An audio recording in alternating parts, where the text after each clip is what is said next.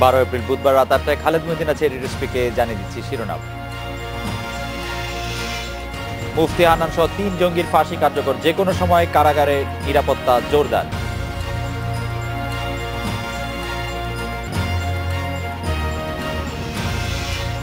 মঙ্গল শোভাযাত্রার সঙ্গে ধর্মের সম্পর্ক নেই, বিভ্রান্তি না ছড়ানোর আহ্বান প্রধানমন্ত্রী।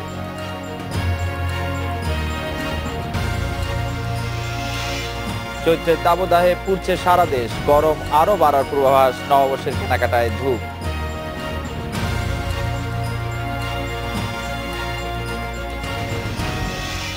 জঙ্গি নেতা মুফতি হান্নান ও তার সহযোগী শরীফ শাহেদুল বিপুলের ফাঁসির রায় কার্যকর হতে পারে যে কোনো সময়। এরই মধ্যে কাশিমপুর কারাগার এলাকায় নিরাপত্তা জোরদার করা হয়েছে। দুপুর 3টার দিকে কারাগারের ভেতরে ডিআইজি প্রিজন তৌহিদুল ইসলাম প্রবেশ করেন। কারাগারের আশেপাশে সড়কে সাধারণের চলাচল নিয়ন্ত্রণ করা হচ্ছে। এর আগে 2 দফায় জেএমবি নেতা মুফতি হান্নানের সঙ্গে কাশিমপুর কারাগারে দেখা করেছেন তার 3 ভাই, স্ত্রী ও 2 মেয়ে। হান্নানের সহযোগী জঙ্গি রিপনের সঙ্গে শেষ সাক্ষাতের জন্য সন্ধ্যায় সিলেট কারাগারে স্বজনদের ডেকেছে কর্তৃপক্ষ।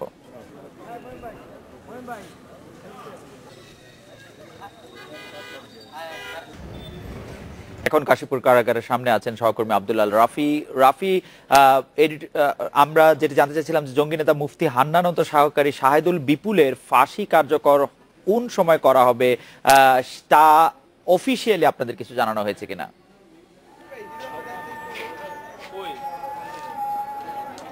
কিছুক্ষণ আগে আইজি প্রিজন কয়েক মিনিট আগে এই কাশিমপুর কেন্দ্রীয় কারাগারের প্রধান গেট দিয়ে ভেতরে প্রবেশ করেছেন। তার আগে সিভিল সার্জন এখানে আছেন, গাজীপুর জেলা প্রশাসক এবং অ্যাম্বুলেন্স এখানে আছে। 2টি অ্যাম্বুলেন্স প্রবেশ করানো হয়েছে। সব ধরনের কার্যক্রম আমরা আমাদের যে বিগত ফাঁসির যে রায় কার্যকরের সময় যে রকমের দেখা গিয়েছে বাইরের পরিবেশ, সেগুলো আমরা দেখতে পাচ্ছি। ভেতরে যে কারারক্ষক রয়েছে এবং যারা কাশীপুর কেন্দ্রীয় কারাগারের যে সেলটিতে তিনি এখন রয়েছেন, সেখানকার যে জেলার এবং ডেপুটি জেলার রয়েছেন, তারা এই মুহূর্তে ফাঁসির যে রায় কার্যকর করার জন্য শেষ মুহূর্তের যে কর্মকাণ্ডগুলো রয়েছে সেগুলো কাজে ব্যস্ত রয়েছেন। আমরা আসলে সেই কোন সময়টি এক্স্যাক্টলি কোন সময়টি সেই সময়টি এখনও অনেক নানা তথ্য রয়েছে, এখনও সেই নির্ভরযোগ্য সূত্র থেকে আমরা সেই তথ্যতে পাইনি ঠিক কতটা সময় ফাঁসি রায় কার্যকর হবে। তবে এটুকু নিশ্চিত যে আজকেই কয়েক ঘন্টার মধ্যেই এই ফাঁসি রায় কার্যকর হতে চলেছে। এই মুহূর্তে কারাগারে আপনি যখন আমাদের সাথে কথা বলছিলেন তখন যে ছবিগুলি আমরা দেখছিলাম, আগে পাঠানো ছবিগুলি, সেই ছবিতে দেখা যাচ্ছে যে আইন শৃঙ্খলা বাহিনীর রক্ষাকারী যারা সদস্য আছেন তাদের অনেকেই সেখানে এসে অবস্থান নিয়েছেন। নিরাপত্তা ব্যবস্থা এই মুহূর্তে কি আরো বাড়ানো হয়েছে কিনা? অবশ্যই নিরাপত্তা ব্যবস্থা বাড়ানো হয়েছে। আপনি একটু দেখে থাকেন, এটি হচ্ছে কাশিমপুর কেন্দ্রীয় কারাগারের সামনের একটি একদম প্রধান গেট। সেই গেটের বাইরে পুলিশের যে সাজোয়া যান রয়েছে, এখানকার গাজীপুর জেলা পুলিশ, আর্ম পুলিশের সদস্যরা রয়েছেন এবং ডিবি পুলিশ রয়েছেন, সবাই এখানে রয়েছেন। গাজীপুর কেন্দ্রীয় কারাগার যে রয়েছে সেই কারাগারের আশপাশে সব জায়গায় বিপুল সংখ্যক পুলিশ মোতায়েন করা হয়েছে। গাজীপুর জেলা পুলিশ সুপারকেও আমি কিছুক্ষণ আগে এখানে দেখেছি এবং গাজীপুর কেন্দ্রীয় কারাগারের আশপাশে যে সমস্ত সড়ক রয়েছে, আমি ঢাকা থেকে আসার পথে দেখেছি, সেই সমস্ত জায়গায় পুলিশ মোতায়েন রয়েছে। আমরা সকালে গাজীপুর জেলা পুলিশ সুপারের সাথে কথা বলেছি, তিনি আমাদেরকে জানিয়েছেন যে এর আগে কয়েক মাস আগে এই মুফতি হান্নানকে যখন বিচারিক কার্যক্রমের মুখোমুখি হওয়ার জন্য যখন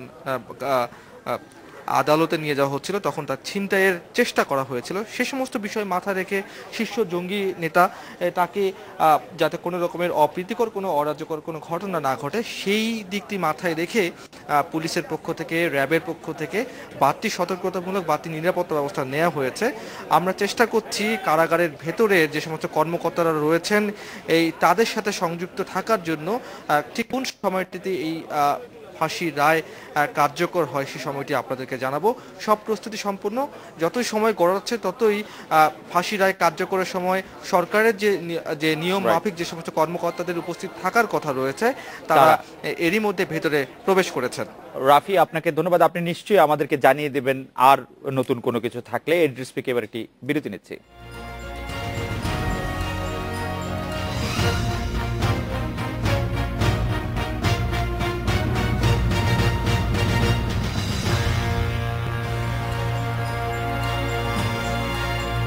পয়লা বৈশাখে মঙ্গল শোভাযাত্রার সঙ্গে ধর্মীয় কোনো সম্পর্ক নেই বলে জানিয়েছেন প্রধানমন্ত্রী শেখ হাসিনা। এটা নিয়ে বিভ্রান্তি না ছড়ানোর আহ্বান জানিয়েছেন তিনি। এ নিয়ে কথা বলতে আমাদের সাথে আছেন সাংস্কৃতিক ব্যক্তিত্ব নাসিরুদ্দিন ইউসুফ বাচ্চু।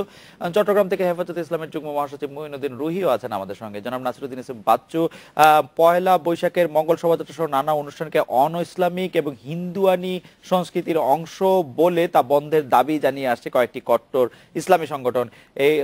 এই ব্যাপারে আপনার একটু মতামত শুনবো। আপনি জানেন যে চট্টগ্রামে চারুকলা ইনস্টিটিউটের যে আলপনা দেয়ালে অঙ্কিত ছিল সেটি আসলে কালো কালি দিয়ে ঢেকে দিয়েছে কেউ বা কারা, এ ব্যাপারে আপনি একটু মন্তব্য যদি করেন জনাব নাসিরুদ্দিন ইউসুফ বাচ্চু। প্রথমত হচ্ছে যে বর্তমানে হেফাজত ইসলামের নেতৃত্বে বেশ কিছু ইসলামী মৌলবাদী দল, ধর্মান্ধ দল, তারা পয়লা বৈশাখকে নিয়ে নানা বিতর্ক করেছে। কিন্তু এটা পুরনো কোনো নতুন কোনো বিষয় না, এটা বেশ পুরনো। আমরা যখন শুরু করেছিলাম 89 সালে, তখন থেকে শুরু করে 1400 সাল হয়ে আমরা যখন আজকে এত বছর পার করেছি, প্রায় 3 দশক, তখন আপনারা দেখবেন যে আমরা এরকম বাধা বিপত্তির সম্মুখীন হয়েছি। এরকম আমাদের আনন্দ শোভাযাত্রার, আমাদের মঙ্গল শোভাযাত্রার নানা ভুল ব্যাখ্যা হয়েছে। আমাদের রমনার বটবিলে বোমা হামলা হয়েছে, নানা জায়গায় বোমা হামলা হয়েছে। নানা রকম বাধার সম্মুখীনের পরেও কিন্তু বাঙালির এই অসাম্প্রদায়িক অসাধারণ অভিব্যক্তি, সাংস্কৃতিক অভিব্যক্তি কিন্তু চলছে। এবং এটি চারুকলা ইনস্টিটিউটের নেতৃত্বে হয় সঠিক, কিন্তু এটি আর কোনো সংগঠন বা ইনস্টিটিউটের কাজ নয়। এখন এটি সারা বাংলাদেশের সকল বাঙালির, এমনকি বাঙালি যারা নয় তাদেরও। সুতরাং এটি আমাদের একমাত্র অসাম্প্রদায়িক উৎসব।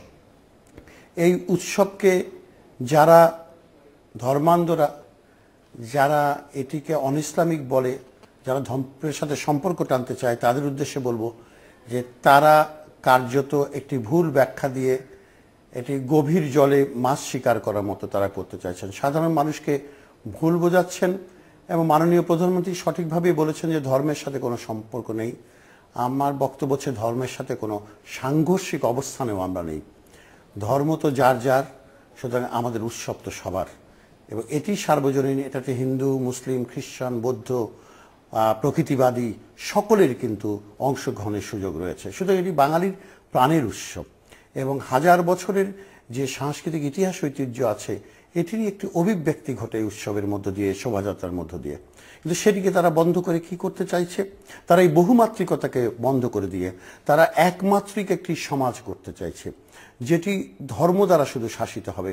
মানুষের স্বাভাবিক প্রবৃত্তি, প্রাকৃতিক যে ভালো লাগা মন্দ লাগা সেগুলি থাকবে না, এরকম একটি জায়গায় তারা নিতে চাচ্ছে। এটি হচ্ছে মানবতা বিরোধী একটা কাজ।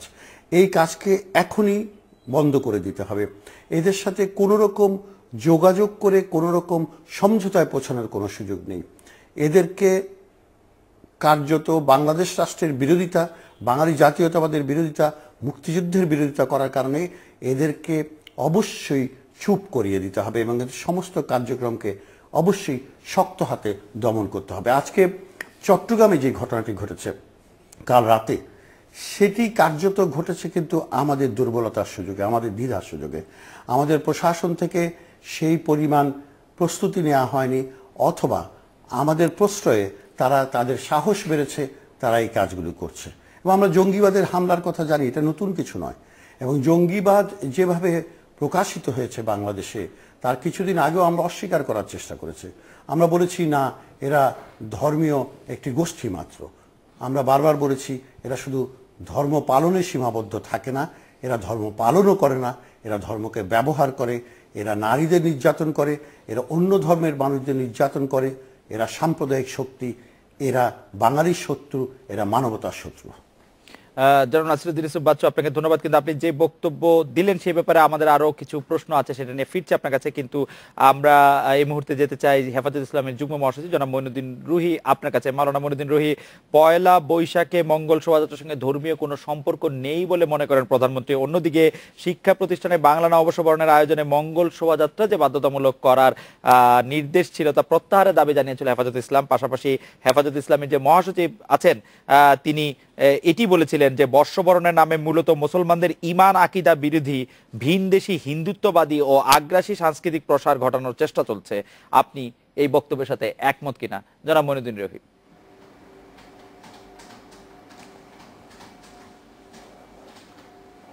ধন্যবাদ। ইন্ডিপেন্ডেন্ট টেলিভিশনের মাধ্যমে আমি দেশবাসী এবং যারা আমাদের টেলিভিশন উপলব্ধ করতেছেন তাদেরকে আমরা ধন্যবাদ জানাই। আসলে যেই ইস্যুটা, যে কথাটা আজকের আলোচনার মধ্যে আনছেন সেটা অত্যন্ত গুরুত্বপূর্ণ একটা বিষয়।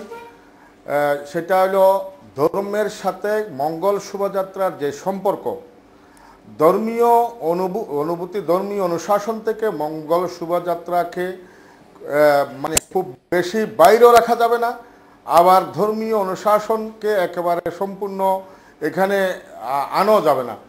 প্রধানমন্ত্রী কথাটা বলেছেন যে ধর্ম সাথে আমরা মঙ্গল শোভাযাত্রাকে ধর্মের স্থানে মঙ্গল শোভাযাত্রার স্থানে। আসলে মঙ্গল শোভাযাত্রাটা কি? মঙ্গল শোভাযাত্রা হলো একটা আমাদের পার্শ্ববর্তী দেশের, যেটা আমরা বলেছি, আমাদের মহাসচিব সাহেব বলেছেন বা করতেছেন, আজকে মঙ্গল শোভাযাত্রার নামে একটা অপসংস্কৃতি আমাদের বাঙালি বলে বাংলাদেশে মানুষের উপর, বাংলাদেশের আপামর জনসাধারণের উপর একটা সংস্কৃতি চাপিয়ে দিতে চায়। মঙ্গল শোভাযাত্রার নামে সারা দেশে যে একটা অনুষ্ঠান চলতেছে, এটা একটা উন্মাদনার রূপান্তর হয়ে গেছে, একটা উন্মাদনায় পরিণত হয়ে গেছে। আপনারা দেখেছেন মঙ্গল শোভাযাত্রা এখানে সারা বছরটা মঙ্গলে যাতে কাটাইতে পারে, পুণ্যর সাথে যাতে বৎসর কাটাইতে পারে, সেজন্য এটাকে মঙ্গল শোভাযাত্রার নাম দিছে। আসলে ইসলামের মধ্যে যেই সনগুলো আছে, বাংলা বর্ষ এবং আরবি বর্ষ, এগুলা ইসলামের থেকে আরবি বর্ষ, আরবি হিজরি, এটা হযরত ওমর ফারুক রাদিয়াল্লাহু তাআলা আনহু ইসলামের দ্বিতীয় খলিফা, তার জমানা থেকে শুরু হয়। আর যেটা বাংলা বর্ষের যেটা শুরু করেছেন তিনি হলেন বাদশাহ আকবরের সময়, মোগল বাদশাহ আকবরের সময় সিরাজুল ইসলাম সাহেবের, সিরাজুল ইসলাম নামের একজন সিরাজুল ইসলাম ফয়জি নামের একজন লোক ছিলেন। তিনি বাদশাহ আকবরের সময় কর নেওয়ার সুবিধার্থে, যাতে প্রজারা কর সুবিধা সময়ে কর দিতে পারে, সেই কর নেওয়ার সুবিধার্থে চন্দ্রের সাথে মিলিয়ে এবং হিজরির সাথে মিলিয়ে বাদশাহ আকবরের জমানায় বাংলা নববর্ষ শুরু করেছেন। সেই হিসেবে বাংলা নববর্ষের প্রবর্তক আকবর বা মুসলমানরা। আজকে বাংলা নববর্ষকে একটা হিন্দুত্ববাদে রূপান্তর করে বাংলাদেশের মানুষের উপর, বাংলাদেশের 92% তার মানে মাওলানা রুহি, আপনার বক্তব্য পরিষ্কার, মানে আপনি নববর্ষের এই উৎসব চান না, নববর্ষ পালিত হোক সেটা আপনি চান না।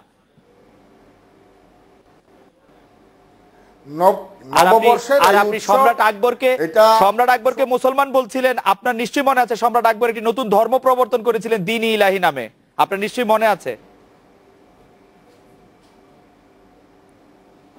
দ্বীন ইলাহি নামে তো সম্রাট আকবর দ্বীন ইলাহির নামে যে নতুন ধর্ম প্রচার করেছেন, স্টিল উনি মুসলমান। আমরা ওলামায়ে কেরাম এবং তৎকালীন সময়ে পুরো ভারতবর্ষের ওলামায়ে কেরাম সেটা প্রত্যাখ্যান করেছেন এবং সেটা আকবরের বিরুদ্ধে ভারতবর্ষের ওলামায়ে কেরাম জিহাদ ঘোষণা করেছেন এবং সেই জিহাদে ভারতবর্ষের ওলামায়ে কেরামের বিজয় হয়েছিলেন। ওকে, তার মানে ইতিহাসের অহরহ আছে। আপনি নববর্ষ চাচ্ছেন না, আসলে নববর্ষর মানে এভাবে পালিত হোক সেটি আপনি চান না, বা হেফাজত ইসলামী চায় না। এটা আমরা বাংলাদেশি, আমাদের ভাষা বাংলা, আমরা বাংলাদেশে জন্ম করছি, সেই হিসাবে বাংলাদেশি হিসাবে আমরা বাংলা নববর্ষকে আমরা স্বাগত জানাই। তবে স্বাগত জানাবার যে ইয়াটা আছে, তরিকাটা আছে, স্বাগত জানাবার যে নিয়মে স্বাগত জানানো হচ্ছে সেটা একটা অপসংস্কৃতি এবং এটা একটা স্বাগত জানাবো নববর্ষের নামে জনাব মঈনুদ্দিন রুহি, আপনাকে ধন্যবাদ। জনাব নাসিরউদ্দিন হোসেন বাচ্চু, আপনি মাওলানা মঈনুদ্দিন রুহিকে শুনলেন। হেফাজতে ইসলামীর গত কয়েক বছর ধরে একাধিক যেসব বক্তব্য, তার সবটাই আসলে সরকার শুনে আসছে, মেনে আসছে। যেমন পাঠ্য বইয়ে যে পরিবর্তনের কথা হেফাজতে ইসলাম বলছে সেটা শুনেছে। গতকাল মাননীয় প্রধানমন্ত্রী বলেছেন হাইকোর্টের সামনে থেকে সেই মূর্তিও সরিয়ে নেওয়া যেতে পারে, এটা তারও পছন্দ না। যেহেতু আমরা কি এরকম মনে করতে পারি যে ভবিষ্যতে হেফাজতের কথা মেনে আমরা বাংলা নববর্ষ উদযাপনের নতুন একটি তরিকা বা সিস্টেমের মধ্যে দিয়ে যাব? প্রশ্নই আসে না। বাংলাদেশের জনগণ এই ধরনের কোনো প্রস্তাবকে সমর্থন করবে না। আর মাওলানা রুহি যেটা বললেন, মাওলানা রুহিও তো সাম্প্রদায়িক চেতনার জায়গা থেকে তিনি বলেছেন। মাওলানা রুহিও তো বাংলাদেশেরই জনগণ। হ্যাঁ, আমি তো অস্বীকার করছি না। আমি বলছি না সকল জনগণ আমাদের সাথে যে একমত হবেন তা তো নয়, আমরা জোরও করতে পারবো না। আমার কথা হচ্ছে যে উনি পার্শ্ববর্তী রাষ্ট্রের কথা বললেন, পার্শ্ববর্তী রাষ্ট্রে পয়লা বৈশাখ উদযাপন হয় আমাদের এইভাবে মঙ্গল শোভাযাত্রা এবং সঙ্গীত অনুষ্ঠান দিয়ে, সেটি কিন্তু গত 2-3 বছর ধরে। এর আগে এটি হয়নি, আমরাই তাদেরকে সাহায্য সহযোগিতা করছি। শুধু এইটা বাইরের কোনো দেশ থেকে আসেনি। এটা 89 সালে এরশাদ বিরোধী আন্দোলনের সময় চারুকলাকে কেন্দ্র করে এটি প্রথম এখানে আয়োজন হয়। তার আগে 85 সালে যশোরে আয়োজন হয়েছিল। তারপর এটি বিশাল আকার ধারণ করেছে, সারা দেশে করছে। কেননা এটার একটা ইতিহাস আছে, এটা একটা ঐতিহ্যগত মূল্য আছে। আর একটু উনি কথা বলছেন যে বাংলাদেশিদের কথা বলছেন, বাংলাদেশের শুধু ওনারা তো না, সব ধর্মের মানুষ আছে। সব ধর্মের মানুষ যে উৎসবটাতে অংশগ্রহণ করতে পারে সেটি হচ্ছে এই পয়লা বৈশাখ। ওনারা তো বিভাজিত করার চেষ্টা করছেন। ওনারা কার্যত বাঙালি সংস্কৃতি, বাংলার সব কিছুকেই অস্বীকার করেন। এখানেই আমাদের আপত্তি, অন্য কোনো জায়গায় আপত্তি নাই। আর 2 নম্বর হচ্ছে যে মূর্তিটির কথা বলছে, এটি মূর্তি কেন বলবো, এটা তো ভাস্কর্য। ভাস্কর্য আর মৃত্যুর মধ্যে তফাৎ আছে। বলতে পারি যে সেই ভাস্কর্যটি নান্দনিকভাবে গ্রহণীয় নয়, কিন্তু এটিকে পরিমার্জন করা যায়, এটাকে এস্থেটিক্যালি নান্দনিকভাবে এটাকে আরো ভালো করা যায়। এটাকে ফেলে দেওয়ার এই ভাবনা চিন্তা কেন আসবে, সেটাই আমাদের বোধগম্য নয়। আমরা এটা তীব্র প্রতিবাদ জানাচ্ছি। এটা করতে দেয়া। জি বলেন।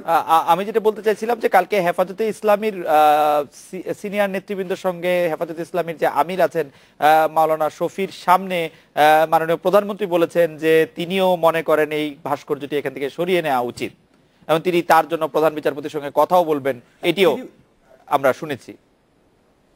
এর আগে পাঠ্য বইতে যে পরিবর্তন পারেন তার এই মনে করাটা। জি, আমি দুটো প্রসঙ্গে আসছি। তিনি মাননীয় প্রধানমন্ত্রী মনে করতেই পারেন, তার মনে করাকে আমি শ্রদ্ধা জানাবো, কিন্তু আমি একমত হব না। আমরা মনে করি যে এটি সঠিক মনে করা হচ্ছে না। উনি কি জন্য করছেন সেটা আমার জানা নেই, কিন্তু আমরা যারা বাঙালি, যারা মুক্তিযোদ্ধা, যারা এদেশের বাঙালি, আমরা প্রকৃতি থেকে শুরু করে সার্বিক আবহমান বাংলার সংস্কৃতিতে বিশ্বাস করি। আমরা মনে করি যে আমাদের সর্বপ্রাণবাদিতায় বিশ্বাস করা উচিত, এবং সেই জায়গা থেকে কাজটি আমরা করছি। আর যেটি আরেকটি বললেন যে কওমি মাদ্রাসার ব্যাপার বললেন, সেটি তো ভয়াবহ। আমরা তো একমুখী শিক্ষা চাই। আমরা মুক্তিযুদ্ধ করেছি, আমরা জয় বাংলা স্লোগান দিয়ে এনেছি। আমরা পাকিস্তান জিন্দাবাদের বিপরীতে জয় বাংলা বলেছি, আমরা বাংলাদেশ জিন্দাবাদ বলিনি। 75-এর 15ই আগস্ট বঙ্গবন্ধু শেখ মুজিবুরকে হত্যার পরে বাংলাদেশ জিন্দাবাদ এসছে। কিন্তু জিন্দাবাদ সংস্কৃতির সাথে জয় বাংলার একটি দ্বান্দ্বিক উপস্থিতি আছে। কিন্তু বাচ্চু ভাই, আমরা দেখছি যে শিক্ষা প্রতিষ্ঠানে বাংলা নববর্ষকে বরণের আয়োজনে মঙ্গল শোভাযাত্রা বাধ্যতামূলক করার যে নির্দেশনা, সেটি কি খুব যৌক্তিক হয়েছে? আসলে বাধ্যতামূলক কেন করতে হবে? আমি মঙ্গল শোভাযাত্রা আমি যৌক্তিক মনে করি না। না না, আমি অবশ্যই যৌক্তিক মনে করি না। কাউকে বাধ্য করা যাবে না কোনো কিছু করতে। আমি মুক্ত মানুষের মুক্ত মতামতে বিশ্বাস করি, আমরা সবাই তাই, সংস্কৃতি কর্মীরা, মুক্তিযোদ্ধারা। আমরা মনে করি যে শিক্ষা প্রতিষ্ঠানে বাধ্যতামূলক হওয়ার কোনো প্রয়োজন নাই। যার মনে হয় সে করবে, যার মনে হয় সে করবে না। আমাদের কোনো বাধ্যবাধকতার জায়গা নেই, আমরা সবার জন্য উন্মুক্ত করতে চাই। এরকম একটি নির্দেশনামূলক জায়গায় সরকার কেন পৌঁছায় যেখান থেকে সরকারকে বলতে হয় যে সকল শিক্ষা প্রতিষ্ঠানে মঙ্গল শোভাযাত্রা বাধ্যতামূলক? মানে এর কারণ কি? এটা মনে হয় সরকার বলে। এটা কি সরকার বলেছে? আমি যে নোটিশটা দেখেছি সেটা ডেপুটি ডাইরেক্টর অথবা টেক্সট বুক বোর্ডের কোনো একজন লোক বলেছেন বলে আমার ধারণা, আমি অবশ্য জানি না সে ব্যাপারটা, আমার ধারণা যে উনি সরকারের প্রতিনিধিত্ব করে। মাওলানা মঈনুদ্দিন রুহি, আপনি এটি বলবেন কি যা আপনার ভালো লাগে না, যা আপনার পছন্দনীয় না, যা আপনার ধর্ম বা আপনার বিশ্বাস, আপনার ঈমান, আপনার আকীদা পারমিট করে না, তা ছাড়া কি আর কোনো কিছু বাংলাদেশে থাকতে পারবে না?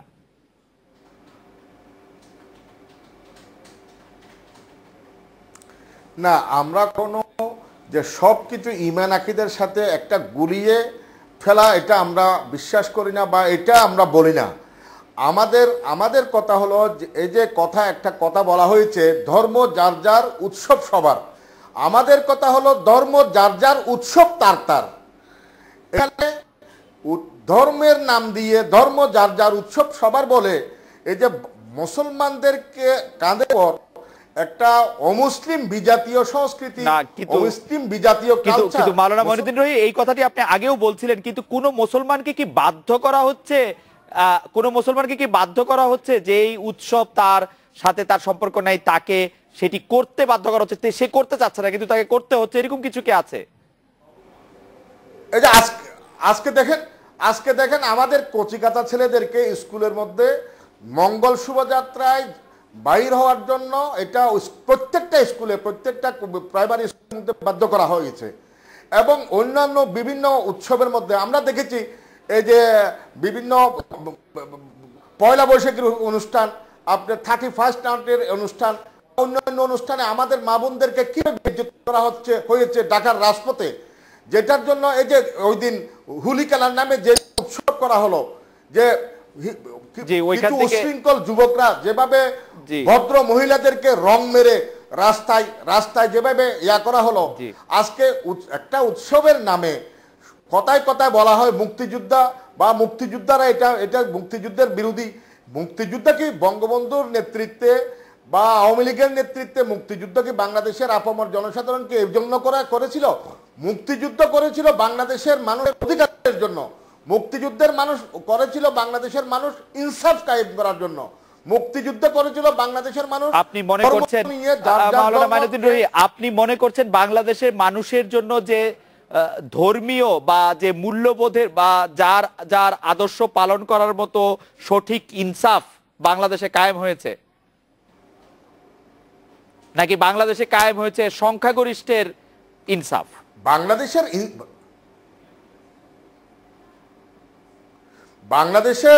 বাংলাদেশের যে মুক্তিযুদ্ধ সময় যে 4 মূলনীতির উপর মুক্তিযুদ্ধ হয়েছিল, আজকে তার থেকে মুক্তিযুদ্ধের কথা বলে কিছু হাইব্রিড মুক্তিযোদ্ধারা যেভাবে মুক্তিযুদ্ধকে মানে একেবারে, আপনি নিশ্চয়ই জানেন যে মুক্তিযুদ্ধের মূলনীতিতে ধর্মনিরপেক্ষতা ছিল। মুক্তিযুদ্ধের মূলনীতি অনুসারে বাংলাদেশে এমন কোন সংগঠন থাকার কথা, মুক্তিযুদ্ধের মূলনীতিতে ধর্মনিরপেক্ষতা ছিল না। মুক্তিযুদ্ধের মূলনীতিতে ধর্মনিরপেক্ষতা ছিল না। মুক্তিযুদ্ধের মূলনীতিতে পরবর্তীতে ধর্মনিরপেক্ষতা ঢুকিয়ে দেওয়া হয়েছে।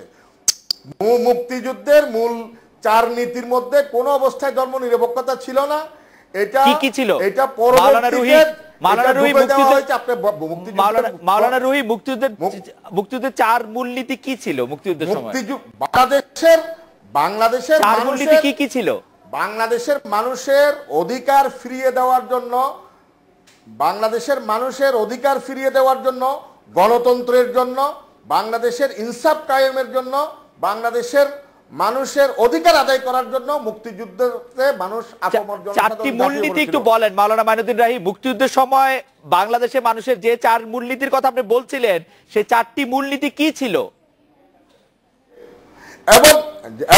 এবং মাওলানা রুহি গণতন্ত্রের কথা ছিল, ইনসাফের কথা ছিল। জি গণতন্ত্র, গণতন্ত্র 1, তারপরে গণতন্ত্রের কথা ছিল।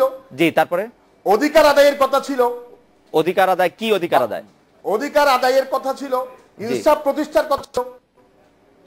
বাংলাদেশের মানুষ যে পশ্চিমাদের এই যে পাকিস্তানিদের নির্যাতন এবং নিপীড়নের মাধ্যমে বাংলাদেশের মানুষ যেভাবে অধিকার হারা হয়ে গেছিল, সেই অধিকার পুনঃপ্রতিষ্ঠা করবার জন্য বাংলাদেশে মুক্তিযুদ্ধ হয়েছে। আমার মনে হয় যে বাংলাদেশের মানুষ আমার মনে হয় মুক্তিযুদ্ধে ঝাঁপিয়ে পড়েছিল। আমার মনে হয় যে মাওলানা মঈনুদ্দিন রুহিকে আমরা একটা ধন্যবাদ দিতে পারি। আমরা একটু নাসিরউদ্দিন ইউসুফ বাচ্চু ভাইয়ের কাছে যাই। যে বাচ্চু ভাই, আপনি কি মনে করেন যে মাওলানা রুহি মনে করছেন যে আসলে চাপিয়ে দেওয়া হচ্ছে সংস্কৃতি, চাপিয়ে দেওয়া হচ্ছে যে সংস্কৃতি আমার নয়, যে সেটি নাম করে চাপিয়ে দেওয়া হচ্ছে সরকার বা মুক্তিযোদ্ধার নামধারী কিছু ব্যক্তি? প্রথমত হচ্ছে জয় বাংলা, শোনেন, জয় বাংলা স্লোগানটা একটি ধর্মনিরপেক্ষ অসাম্প্রদায়িক স্লোগান।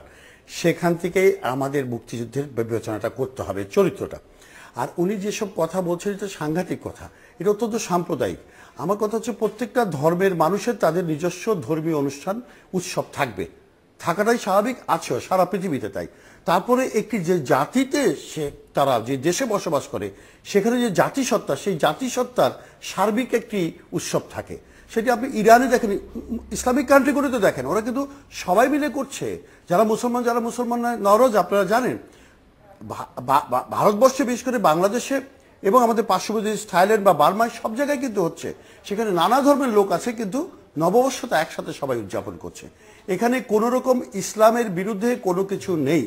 যেই ফ্লোটগুলো, যেই সজ্জাগুলি আমরা করি, সেটা আমাদের যে প্রকৃতিতে বসবাসকারী অন্যান্য প্রাণীকুল রয়েছে, এমনকি বৃক্ষ রয়েছে, তৃণরাজি রয়েছে, তারই সংশ্লেষ ঘটায় মানব জীবনের সাথে।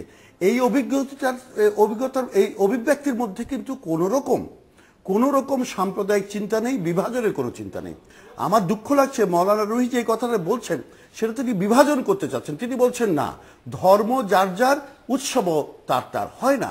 ধর্ম যার যার, না, কিন্তু বাচ্চু ভাই, আপনি এটি হয় না বলছেন কেন? এই ভিউ তো কেউ নিতে পারে যে আমার ধর্ম মতে যে উৎসব আমার পালন করার কথা, শুধু সেটি আমি পালন করবো, এতে অসুবিধা কি? আচ্ছা, উনি আপনার উৎসবে, তাহলে আপনি উনি আসবেনই, এমন কি কথা? স্বাধীনতা দিবস আপনি পালন করবেন না? না, এটি উনি পালন নাই করতে পারেন। স্বাধীনতা দিবস, বিজয় দিবস পালন করবেন না? উনি নাই করতে পারেন পালন, না করুক, আপত্তি নাই আমার। আমি তাকে কোনো রকম আঘাত করতে যাব না, কেউ যদি পালন না করে। আমি আহ্বান জানাতে পারবো, আমরা এই কথা সেই ক্ষেত্রে কোনোভাবে জোর করা তো যাবে না। সেই ক্ষেত্রে কোনোভাবে তো জোর তো করা যাবে না, জোর তো করা যাবে বিরুদ্ধে। আমরা জানি যে আপনি সারাক্ষণই জোরের বিরুদ্ধে। যেমন করে আমি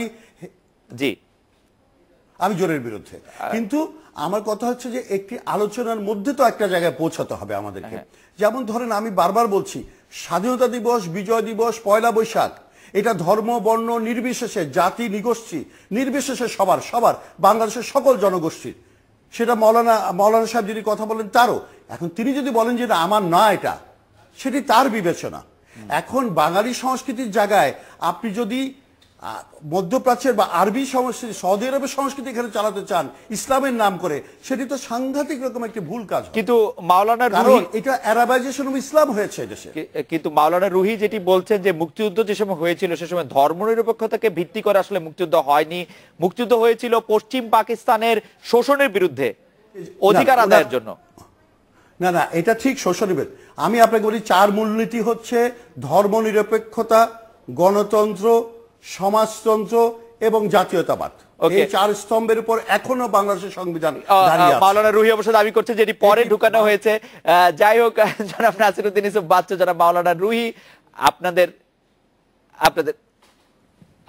আপনি একটু লাইব্রেরিতে যে দেখেন, হাতের লেখা আছে, রৌফ সাহেবের, শিল্পী রৌফ সাহেবের হাতের লেখা সংবিধান আছে আমাদের। হাতের লেখা সংবিধান তো মুক্তিযুদ্ধের পরে নেওয়া হয়েছে, সেই জন্যই উনি বলছিলেন হয়তো যে আমরা তো সেটি 1972 সালের। সেটাই, আমরা যুদ্ধ করার সময় সংবিধান রচনা করব, যুদ্ধের অভিজ্ঞতা থেকে সংবিধান রচনা করেছি। রাইট। মাওলানা রুহি, আপনি কি 10 সেকেন্ডে কিছু বলবেন? মাওলানা রুহির সংযোগটি আসলে পাওয়া যাচ্ছে না, আমরা যুদ্ধের অভিজ্ঞতা থেকে। এখানে এই যে মঙ্গল শোভাযাত্রার নামে বিভিন্ন দেবদেবীর আকৃতি দিয়ে, বিভিন্ন দেবদেবীর, আমার মনে হয় আপনার ইয়া দিয়ে, আমার মনে হয় মাওলানা রুহি কোন যেভাবে দেবদেবীকে, আমার মনে হয় যে মঙ্গল শোভাযাত্রায় কোনো আমার মনে হয় যে মাওলানা রুহি কোন মঙ্গল শোভাযাত্রায় কোনো দেবদেবী থাকে না। আপনি নিশ্চয়ই এটি আবার ভালো করে দেখে নেবেন। মাওলানা মঈনুদ্দিন রুহি এবং নাসিরউদ্দিন ইউসুফ বাচ্চু, আপনাকে অনেক ধন্যবাদ। এডিটর স্পিকে একটি বিরতি নিচ্ছি।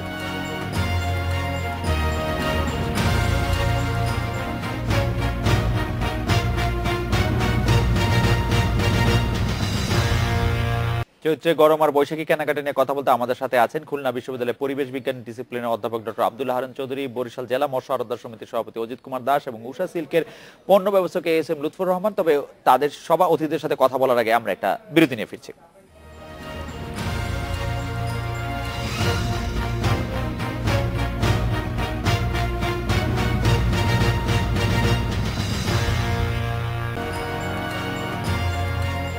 চৈত্র গরম আর বৈশাখী কেনাকাটা নিয়ে কথা বলার জন্য আমাদের সাথে অতিথিরা আছেন। ডক্টর আব্দুল হারুন চৌধুরীর কাছে জানতে চাইবো, খুলনা এবং অন্য অঞ্চলে ইতিমধ্যে তাপমাত্রার কোনো চরম ভাবাপন্নতা লক্ষ্য করেছেন কিনা? ডক্টর আব্দুল হারুন চৌধুরী। জি, ইতিমধ্যেই দেখা যাচ্ছে খুলনা অঞ্চলে তাপমাত্রা চরম ভাবাপন্ন অবস্থা। প্রচণ্ড তাপের কারণে দুপুরবেলা বের হওয়া যায় না রাস্তায়, এবং বেলা ঠিক 10টার পর থেকে এই তাপদাহ শুরু হয় এবং বিকাল 4টা সাড়ে 4টা পর্যন্ত তাপদাহ থাকে।